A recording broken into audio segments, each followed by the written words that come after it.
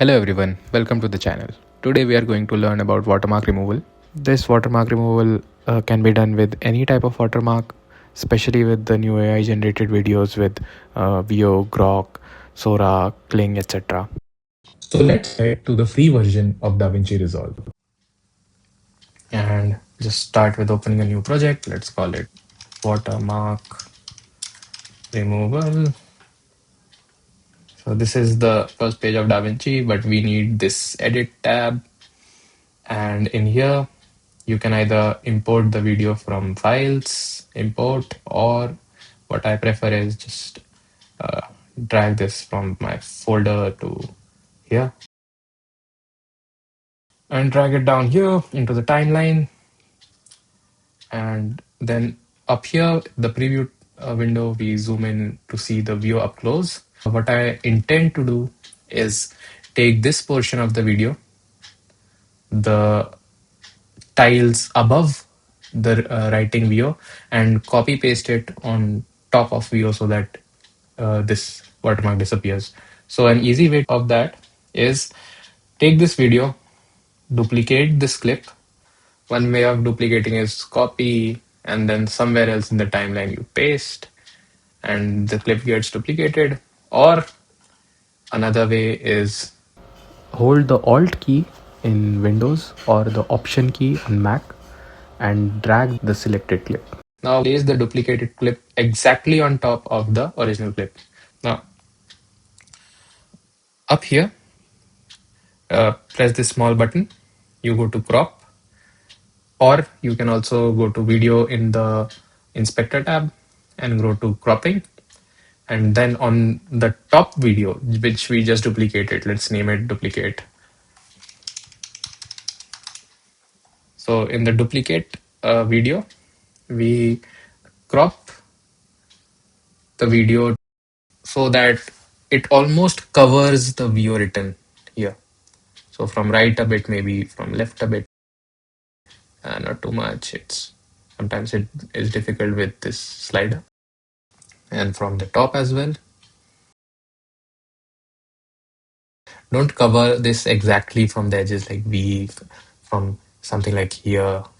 You can also pull from here, this on the sides, and don't cover exactly like this.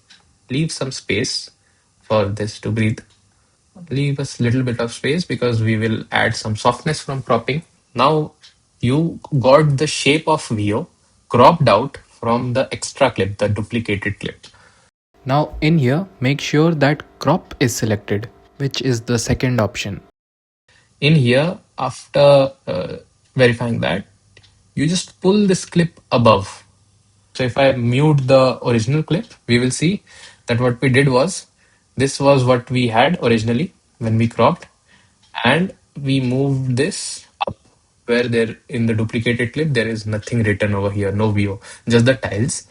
This is what we want to duplicate and put above the original VO mark to remove the watermark. Now, again, with the duplicated clip selected, change your cursor from crop to transform. Now pull this down and it magically just covers the VO. But if I click this white again besides the arrow, then the box disappears, helping me to see clearly. But we see that it is not a perfect match. The duplicated clip, it is clearly visible is there is something fishy going on here. So what we do is, for step one, we again with the duplicated clip selected, in the inspector video tab, we decrease the softness of the cropping a bit. Let us say -2 or minus 1.5. Oh, sorry, the clip was not exactly placed above view. Yeah. So with this selected, we decrease the cropping a bit. That's why I said give some border, some room for the clip to breathe in. Let's say we set it to -2 here. What this does is it applies a softness to the border. Now it looks better. if I zoom out the video using my mouse scroller, it looks better. But if I play the video, you can see there is a bit of glitch here. You can distinctly see that this portion is different, the squarish portion from the original clip. So for that, you need to just tweak the settings again, click to the drop down, click on transform, and in the transform you can increase the size, let's say, and place it just to match the lines of the tiles get matched. Or you can also go to the inspector, and from here you can also zoom, which is the same thing, and again physically drag and match. The aim is to more or less match these lines. The lines coming from here and from here should be matched in one straight line. Yeah, more or less this looks better than before. If I disappear the box from by clicking this part, you click it once, the box appears of transform, click it another time, it disappears. Now if I go back to my original clip, if I have the video zoomed in like this in the preview, then you can see the squarish thing is a bit visible. But if I, let's say, zoom out to a more of natural view, in this whole big video, that one small view written over here is more or less hidden already. Still, if you want to do something even better than this for watermark removal, you can go to the color tab, which is down here, and in here, with the top clip selected, of course, in the preview, you have to select the top clip, not the button one. Select the top clip, and you can tweak the color settings a bit here and there, so whichever matches your choice. Let's say I only enable Y, which is the brightness, and then maybe darken it a bit. So if I go zoom in here, I zoom into this part. So if I this was original and I drag the Y, so this is too much black, I drag it a bit down, very little bit.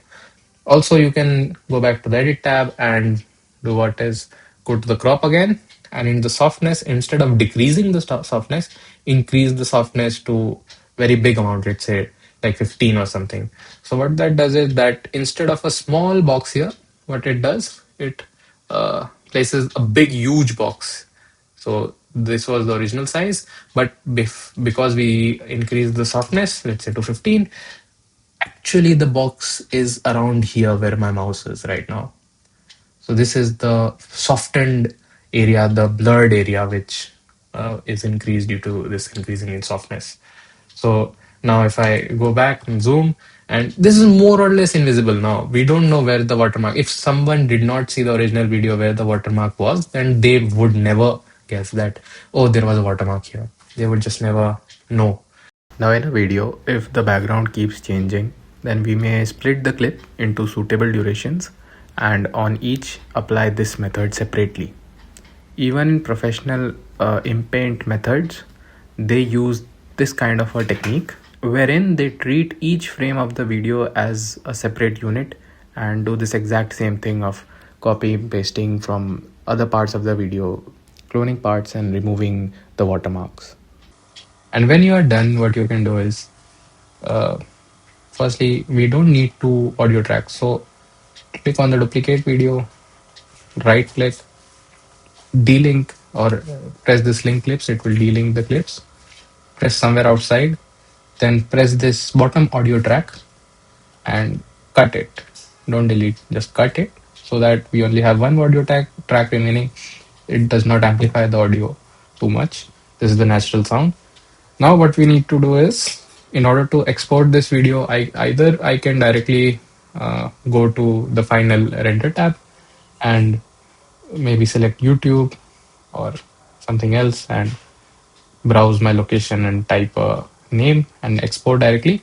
Or if I want to use this video in some other portion of my full movie or something, then what I do is I press everything, I select everything like this, then right click and new compound clip and just name it removed uh, watermark 1, let's say, and create. What this does is now it makes one video file with the audio and everything all compounded together, and this in fact becomes a whole video in itself. So now if I play it, the watermark is no more there. And if I drag it somewhere, let's say according to my needs, the watermark also is removed. This is permanent now. This stays here. After this also you can export the video from this, the render tab, and going to YouTube and rendering your video and browse and save it. And let's keep all this the same because we have not changed anything. What you can do as at Max is change the audio to all timeline tracks, but in this case we only have one track, so it does not matter. Ensure that only the mark in and mark out are selected according to the video. Add to render queue and then render all, and yeah, it's done. And that is the best way of removing watermark. Even inpainting or other techniques don't work so good.